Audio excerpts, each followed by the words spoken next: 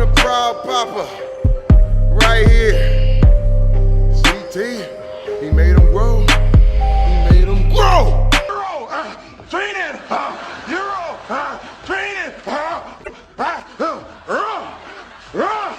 things and feeling, things that I've always said, like, okay, I need my lower back to get stronger. At 57, Terry Crews, the man everyone thought only knew how to smile, flex his muscles, and electrify every film set, suddenly did something no one expected.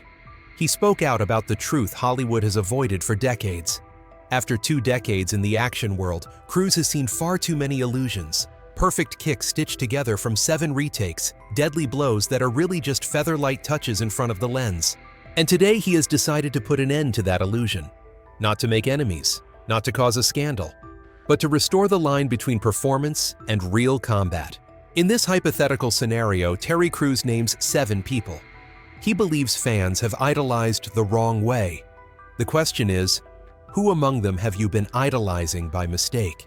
Terry Crews understands better than anyone where the line lies between a strike that can break bones and a strike that becomes a signature move simply by being shot from the right angle. Before stepping under Hollywood's lights, Crews lived in a world where every collision could end a career, from 1991 to 1997, while playing in the NFL for teams such as the Los Angeles Rams, San Diego Chargers, and Washington Redskins. Crews absorbed hundreds of hits with force comparable to a traffic accident at 30 to 40 km/h. Those were years when he constantly faced real injuries, real heart rates, and real fears. In a game, being off balance for half a second could send you flying like a car struck from the side, something no action movie dares to fully recreate. When he retired and entered Hollywood in the early 2000s, Crews saw an entirely different world.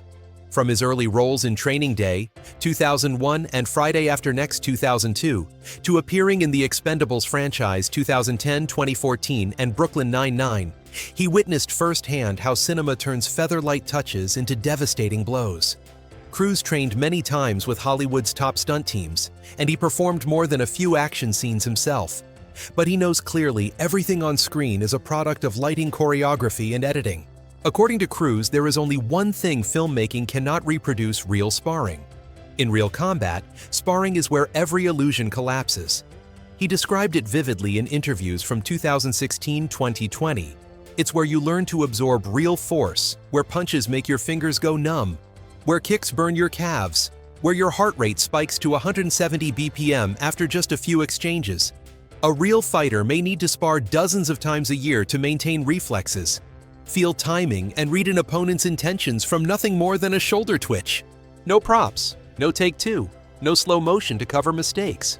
Only you and someone who genuinely wants to knock you down. Crews often says, when an opponent truly wants to take you out, the way you breathe, the way you look, even one wrong step, it all gives you away. That is a level of pressure no actor, not even veteran action stars, ever faces on set. Hollywood is the complete opposite. A 10-second fight scene can require 5 to 10 hours of rehearsal. Impact force is minimized to ensure absolute safety. Actors never actually hit each other. A 10-30 centimeter gap is filled in with sound effects, editing, and motion blur.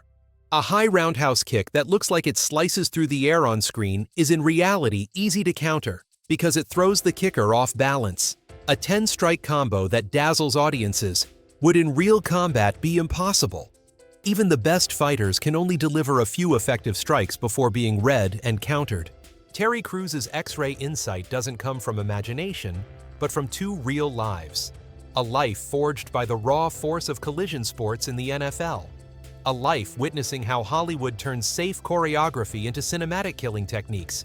And because of that, when Crews talks about the difference between real fighting and fighting on camera, it isn't theory, it's lived experience. From that razor-sharp perspective, Crews can point to the first name on his list of 7 figures who helped create a misleading image of martial arts on screen: Jean-Claude Van Damme. The truth about Jean-Claude Van Damme. Jean-Claude Camille François van Varenberg was born on October 18, 1960, in Brussels, Belgium. He began studying Shotokan karate at age 10 and earned his black belt at 18. From the late 1970s, Van Damme competed in semi-contact and light contact karate tournaments across Europe. Publicly available records note that he had a number of kickboxing matches, with a record of 18 wins and 1 loss sourced from PKA and several republished competition documents. While this number does not make him a world champion, it is enough to show that Van Damme had genuine martial arts foundations, just not the undefeated legend image Hollywood often portrays. One overlooked detail: ballet. Van Damme trained in ballet for 5 years, and he has openly admitted it was the most brutal discipline he ever practiced. Ballet gave him what few fighters possess: extraordinary flexibility, refined body control, perfect balance, and a wide range of motion. The arcing kicks, trademark splits, and spinning moves seen in his action films are all the result of ballet integrated with karate. This foundation made Van Damme a truly unique performer.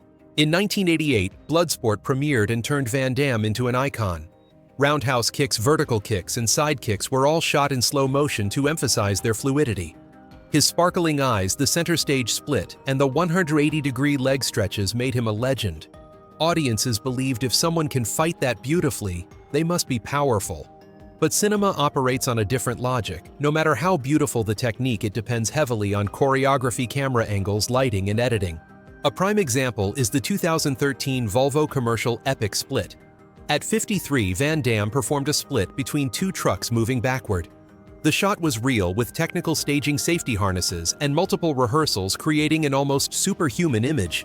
The video garnered over 100 million views and became a case study in advertising. But that was performance technique, not combat technique.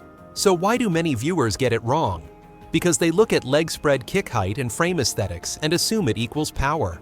In reality, across real combat sports from Muay Thai to MMA, the effectiveness of a strike is measured by force, stability, timing, and the ability to react to an opponent who truly fights back. The split, iconic as it is, has zero use in actual fighting. When your legs are opened 180 degrees against the ground, you lose all defensive mobility and counter-attacking capability. The split is a stretching and performance technique, not a tactical move. Van Damme's high kicks, beautiful, precise, and wide in range, are also primarily for performance. In real combat, high kicks are high risk, easy to catch, easy to counter with low kicks or straight punches, and demanding perfect speed and timing. Even elite MMA fighters only use high kicks at specific moments, often to end a fight, not as a main offensive sequence. This does not diminish Van Damme's value. On the contrary, it highlights his exact role: a martial arts performer. Someone who can transform martial techniques into visual artistry. Someone who can spin 720 degrees to deliver a cinematic roundhouse that audiences replay again and again. Someone who can pop into a split across 2 chairs that no one else dares attempt. Hollywood needs performers like that, people who turn martial arts into something that makes viewers' eyes widen with amazement.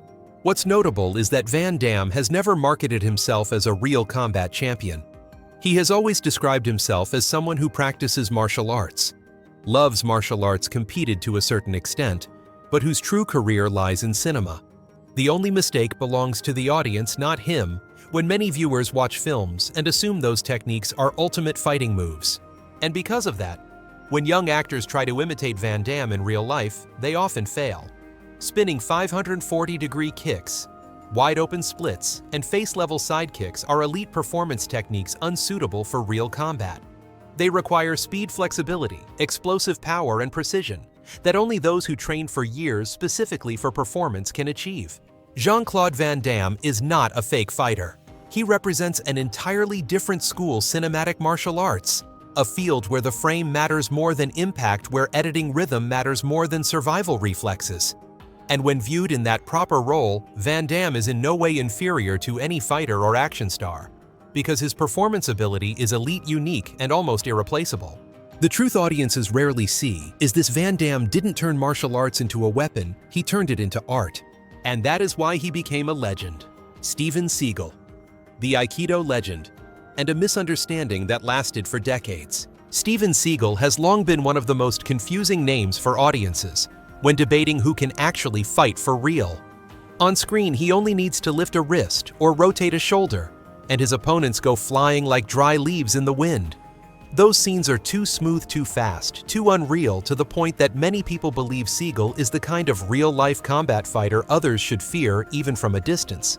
But once the cinematic magic is stripped away, Seagal's martial arts journey becomes fascinating in a completely different way. He is a black belt in Aikido confirmed by many official sources. Not only that, Seagal lived and trained for years in Japan, where he became the first Westerner to open an Aikido dojo, a rare achievement that proves his dedication to the art. It was no easy path to be accepted by the Japanese in a traditional martial culture. Seagal had to endure strict training discipline and total immersion into local customs.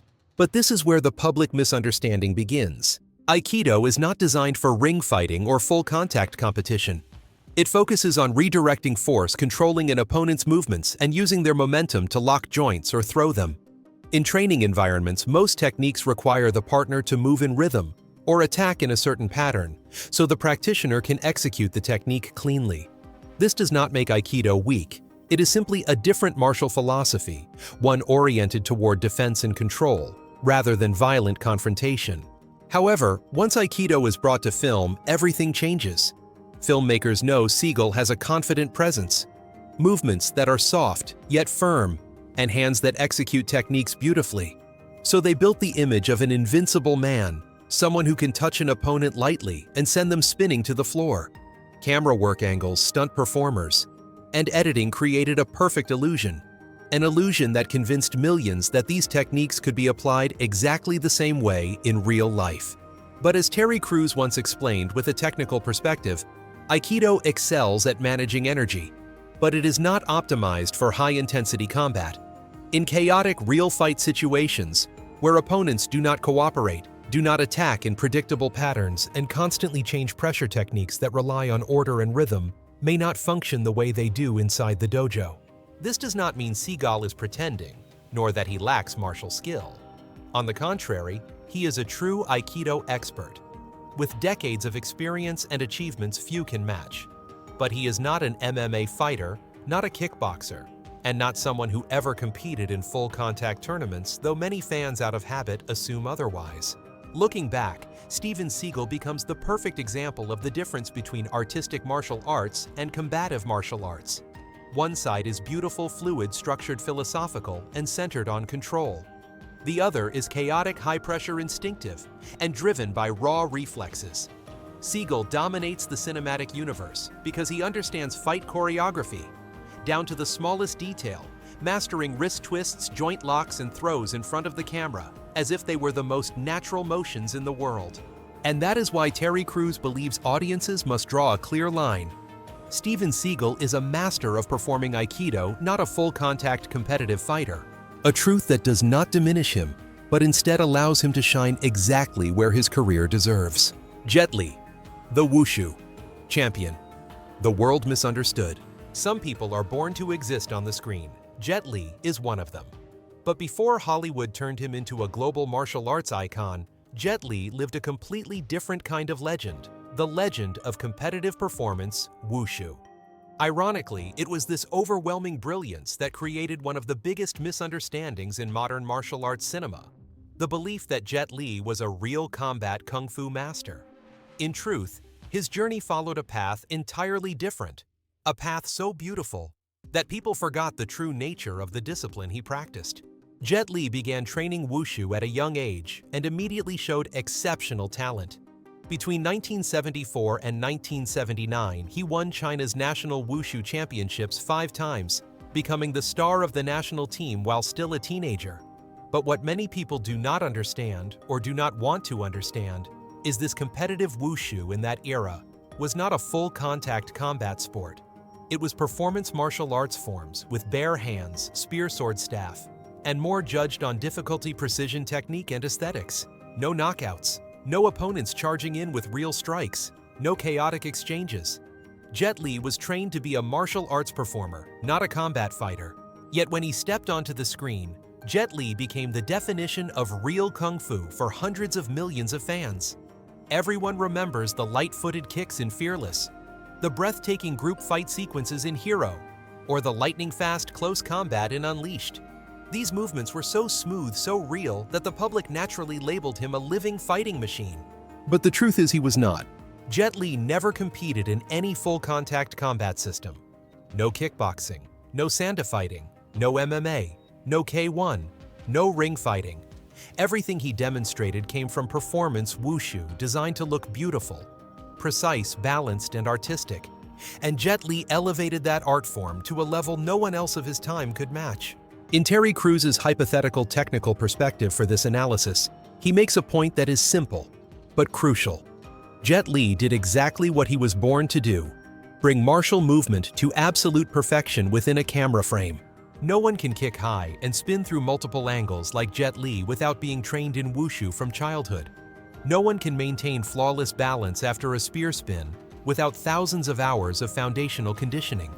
And no one else can create fight scenes that are simultaneously fast and surgically precise from every camera angle unless they possess body control at a near superhuman level. But none of those things form the basis of a street fight. They do not help you counter a sudden hook punch. They do not prepare you to face a 90-kilogram fighter intent on knocking you out in 30 seconds. And they are certainly not tools optimized for real-life combat. Jet Li has never claimed to be a street warrior, an MMA fighter, or a real combat assassin. He has always been clear he pursues the philosophy, spirit, and artistry of martial arts, not its violence. This becomes even more admirable when you realize that after rising to fame, Jet Li dedicated much of his time to charity work founding relief organizations, and even turning down roles he felt were too violent. In other words, Jet Li is a martial arts artist, not a fighter. This does not diminish him. It allows us to see his true level. No one else can replace Jet Li on screen, not because he fights for real, but because he fights beautifully beyond the limits of reality. If Steven Seagal represents the illusion of power created by the camera, then Jet Li represents the illusion of perfection. He makes people believe the human body can move like flowing water. And because he is so exceptional at what he does, the entire world forgets that such beauty comes from art, not combat. Bruce Lee, not a ring fighter. There is a paradox that becomes clearer. The deeper Terry Crews digs into it like a thick layer of fog covering the entire history of modern martial arts. At the center of that fog stands a small man, lightning fast, sharp as a blade, Bruce Lee. In the eyes of hundreds of millions, he is the undefeated champion, the god of real combat, the man whose single punch supposedly redefined an entire century. But once the myths, the pre-internet rumors, and the passed-down legends are peeled away, the truth becomes simpler, clearer, yet no less extraordinary. Bruce Lee, despite the countless titles attached to his name, has no officially recorded professional fights. No tournaments, no fight records, no win-loss history preserved in any recognized martial arts system in the US, Hong Kong, or China of his era. The sparring clips that exist, such as his training session with Dan Inosanto or the footage from Long Beach in 1967, are technical sparring meant for demonstration and method testing. No knockouts, no scoring, no full-force competitive exchange. This does not diminish Bruce Lee. It only shows that he belonged to a completely different school. Jeet Kune. The system he founded was not designed for full-contact competition. It is philosophy. A mindset focused on simplification, practicality, and freeing the body from rigid patterns. Bruce Lee did not seek to create a fighting style. He sought to create a way of thinking. That is why Jeet Kune Do has no standardized curriculum, no forms, no rituals, no belt hierarchy. It resembles a toolbox more than a traditional martial art. His students, such as Dan Inosanto, Ted Wong, and Taki Kimura, performed well in demonstrations and sparring. But that does not make Bruce Lee a professional fighter. It simply proves that he possessed deep knowledge, tremendous ability to inspire, and a vision far ahead of his time. What the public often misunderstands is this: Bruce Lee was too good at turning martial philosophy into cinematic language. When he spun through a 540-degree kick in Way of the Dragon, when he swung the nunchaku like firecrackers in Fist of Fury, when he delivered the 1-inch punch before the Long Beach crowd, those moments were so mesmerizing that people believed he could fight exactly like that in real life, in any situation against anyone. But that is the power of cinema, not the record of a fighter. Terry Crews, analyzing purely from the technical view of someone with real combat experience, still emphasizes that Bruce Lee is the greatest martial arts cultural icon of the 20th century.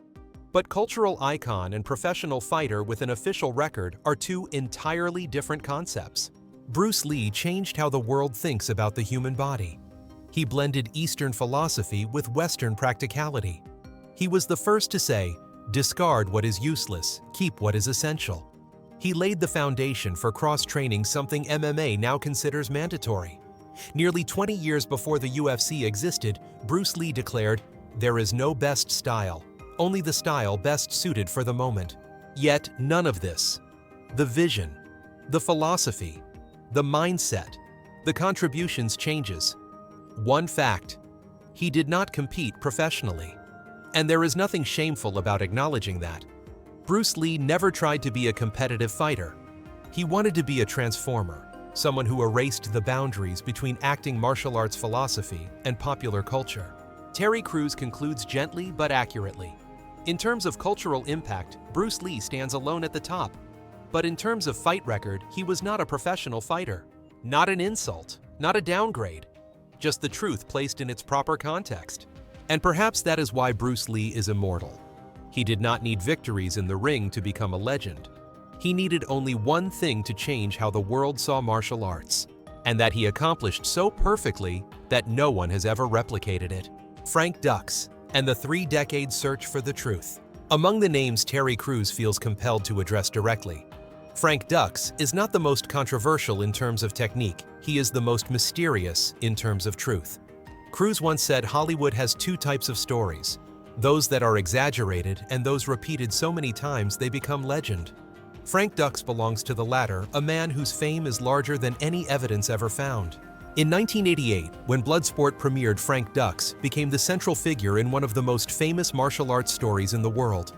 The film, with Jean-Claude Van Damme portraying him, claimed that Du had competed in a secret underground tournament called the Kumite, held in 1975 in the Bahamas, where fighters battled until only one remained standing. The story was so captivating that audiences believed it instantly, because Hollywood has always known how to turn the unverified into something people want to believe. But when journalists stepped in, everything began to crack. The Los Angeles Times conducted an investigation in the late 1980s and found no documents, records, organizations, or independent witnesses confirming that the Kumite had ever taken place. The organization Dux cited the International Fighting Arts Association, had no office, no registration, and appeared in no official listings. Several individuals Dux mentioned either did not exist or declined to corroborate his claims. This was not a verdict of truth or falsehood, simply the reality no evidence existed beyond Dux's own account. What created even more controversy was the Kumite record sheet Frank Dux published. He claimed 329 victories without a single loss, 56 matches in one day, the fastest knockout in history at 3.2 seconds, and a strike measured at 72 ma/shi, about 115 km/h. Sports experts argued these numbers far exceed human physiological limits. Even the average collision force in the NFL, where Terry Crews once played, ranges only from 900 to 1,600-pound force. What he claims doesn't align with any real combat data we have, Crews said, without mockery or hostility, simply citing sports science he knows well. Still, Frank Dux was not someone without martial skill. He studied ninjutsu, performed demonstrations, opened a dojo in California, and appeared on television breaking bricks, throwing rapid strikes, and showing quick reflexes. These things are real, seen in photos, videos, and witnessed by students. But as Terry Crews explains, demonstration skill is not evidence of full contact fight experience. Prepared brick breaking does not equate to stand-up fighting. Lightning-fast hand drills do not prove effectiveness in a real fight where an opponent does not cooperate, and mistakes come with real injuries. Frank Dux became the center of endless debate because of the enormous gap between what can be verified and what he claims about himself. No investigator has declared him a liar, but none have found evidence supporting his stories either. And as the tale has been repeated for 40 years, it has become a kind of legend every martial arts generation discusses, but no one can trace to its core. Terry Crews, with the caution of someone who lived in a professional sports environment, offers a gentle but sharp perspective. Frank Dux may believe in his own story, but history needs evidence. Martial arts do too. No insults, no dismissals, no labels of fraud. Just the story placed in proper light. Frank Dux's claims are not supported by independent data. Frank Dux's story thus becomes a reminder of how legends are formed when the tale is compelling enough. People will believe even if they never investigate it. Bloodsport turned Dux into an icon, and Hollywood turned the legend into truth in the eyes of the public. But more than 3 decades later, when one looks back at what remains, only one thing is certain: Frank Dux is the only person on Terry Crews's list whose truth and myth have blended so tightly that no one can separate them anymore.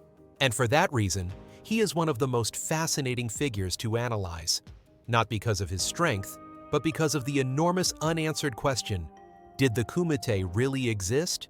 Or does it live only in the imagination of the one man who ever claimed to fight there? Shaolin, Wushu, and the Art of the Extraordinary. Terry Crews says there are things he has seen in Hollywood that left him breathless, but nothing haunted him as much as the day he watched a group of Shaolin performers on the set of an action film. A young man stood perfectly still while the tip of an iron spear was pressed against his throat. The entire crew held its breath. Studio lights poured down, creating a moment that felt almost mythic. Terry still remembers the feeling. There's no way this is real. And the surprising truth was partly yes, partly no. To understand why, one must look at modern Shaolin through eyes free of martial arts mythology. Since the late 1980s, when China's tourism boom began, Shaolin performance troupes became cultural ambassadors, traveling worldwide: the UK, the US, Germany, France. Shows like Shaolin Warriors and Wheel of Life sold out across Europe. But their purpose was not to teach combat, it was to perform traditional martial arts as stage art. And to achieve that perfection, they trained 6 to 8 hours a day starting at age 6 or 7. Many of their techniques make audiences believe they possess supernatural abilities. But most feats like spear tip on the throat, breaking bricks with the head lying on spear points, or bending steel rely on 3 very concrete factors. Extreme conditioning. The neck, head, and abdomen are hardened over years. Physics tricks force distribution angles of contact and pre-selected apparatus. Stagecraft lighting, sound, choreography, and even cooperative cues. A Shaolin master once told SCMP, "We do not perform combat skills. We perform history and spirit." Terry Crews, in the most objective light, says he deeply respects their discipline. Because to stand on a Shaolin stage, the body must endure levels of pain ordinary people cannot imagine. But he also emphasizes a truth many fans do not want to hear: Shaolin performance real combat kung fu. And that is not an insult, it is historical reality. Traditional kung fu has real combat systems. Sanda Wing, Chun Hung Gar. But what the world sees most today is modern wushu. The sport China restructured in the 1950s, emphasizing beauty, height, speed, and fluidity. Wushu is competed at the Asian Games, but it is performance competition, not full contact. Jet Li, for example, was a national wushu champion, but never fought full contact. And that is a simple, harmless truth. The same applies to tourist Shaolin. Performance troupes can execute astonishing feats, but they do not represent traditional combat systems. Many displayed techniques cannot be used in real fighting because they are designed to make the audience say, "Wow." Terry Crews recalls that while watching the behind-the-scenes filming with the Shaolin performers, he immediately understood the key principle: everything was arranged to look beautiful, not to win. They fell on cue. They spun according to the camera's movement. They reacted at angles that made the lighting catch perfectly. Every strike landed with the precision of a finely tuned instrument. He said it plainly: great performers, not fighters. And that is the fairest way to describe modern Shaolin wushu performers. Not dismissive, not degrading, but also not confusing performance with combat. The Shaolin young men Terry saw could make an audience stand and applaud for 10 minutes straight. But if placed into a 5-minute MMA fight, they would struggle, not because they are weak, but because they were not trained for that environment. Shaolin performance is art. Traditional kung fu is combat. The two intersect in spirit, not in technique. And that is why Terry Crews felt compelled to include Shaolin wushu performers in his fake fighters list, in the mildest, most neutral sense, not real combat fighters. But they remain some of the greatest martial arts performers on earth. Bully Beatdown and the truth. Hollywood never said out loud. Terry Crews recalls witnessing something fascinating behind the scenes of television. When people want you to believe in a fight, they will stage that fight so perfectly, you forget it's a show. And no program embodied this more clearly than Bully Beatdown, the MTV series that made audiences around the world cheer as bullies were thrown into a cage with professional MMA fighters. But Terry said one sentence that made the entire meeting room fall silent. Bully Beatdown isn't fighting, it's storytelling. To viewers, it was justice. To Terry, it was props from the participants to the punches and takedowns. And here is the truth. The show never stated outright. The bullies appearing on screen were for the most part not real-life aggressors. They were cast through auditions, people who could play a bully with the right look, the right attitude, and full consent forms signed. None of them were violent criminals. None were kidnapped and thrown into a cage to be beaten for real. Terry once watched a behind-the-scenes shoot, and what shocked him wasn't the power of the fighters, but the precision of the director. Lighten the strike. Hold the choke for 2 seconds so the camera can focus. Don't punch the head. We need a close-up. This wasn't a fight. It was a stage play inside an octagon-shaped frame. The fighters on the show, from Eddie Alvarez and Jake Shields to Michael Westbrook, were real MMA warriors, but MTV required them to fight with control. A national television program could not broadcast an MMA champion knocking someone out with a clean shot or causing real injury. So every choke was force-limited. Every takedown had a safety arc. Every action had a doctor standing just off camera. Terry says that if you look closely, you'll see the bully fall at the right time, pause at the right time, grimace at the right time, because they knew they were in a TV show, not a dark alley. And that is why Terry put Bully Beatdown on his fake fighters list. Not because the MMA fighters were fake, they were absolutely real, but because the fighting context was fake. It used emotion to replace reality. It used dramatization to satisfy the desire of millions who had been bullied or witnessed school violence. Terry does not deny the positive impact of the show. He acknowledges that Bully Beatdown brought anti-bullying awareness to the public in the most powerful way, through visuals, emotion, and catharsis. MTV knew exactly what the audience wanted to see, and they created precisely that. But Crews warns about the danger. When you think a TV show is teaching you how to deal with violence, you've already put yourself at risk. Because in real life, no bully voluntarily steps into a cage to be choked by a 100-kilo champion. And no director shouts, "cut," when things spin out of control. Terry recounts, "If you want to feel real fighting, go to a gym where sweat is real, where a punch can break your nose, and where no camera will save you. But if you want a match that's dramatic, yet safe, where everything happens on cue, so the camera captures the perfect shot, watch Bully Beatdown." And that, according to Terry Crews, is the truth everyone should know before calling a TV program real martial arts. When Terry Crews closed his list of 7 fake fighters, he never intended to belittle anyone. What he wanted to remind us of is a simple truth that Hollywood has blurred for decades. A beautiful kick is not a real strike. A fight scene is not a fight. Cinema creates illusion. Real combat creates survival. And if you can distinguish between the two, you're already seeing the martial arts world with the eyes of an adult, not a child who still believes in magic. If you want to keep uncovering the truth behind Hollywood's action legends, don't forget to like, subscribe, and turn on notifications. The next story may be even more shocking. All data, analysis, and commentary in this video are presented based on information available at the time of production. The content is subject to change over time and should not be considered a definitive forecast. There is still so much more to explore: stories of resilience, legacy, and truth. Feel free to dive into some of our top recommended videos now appearing on the screen.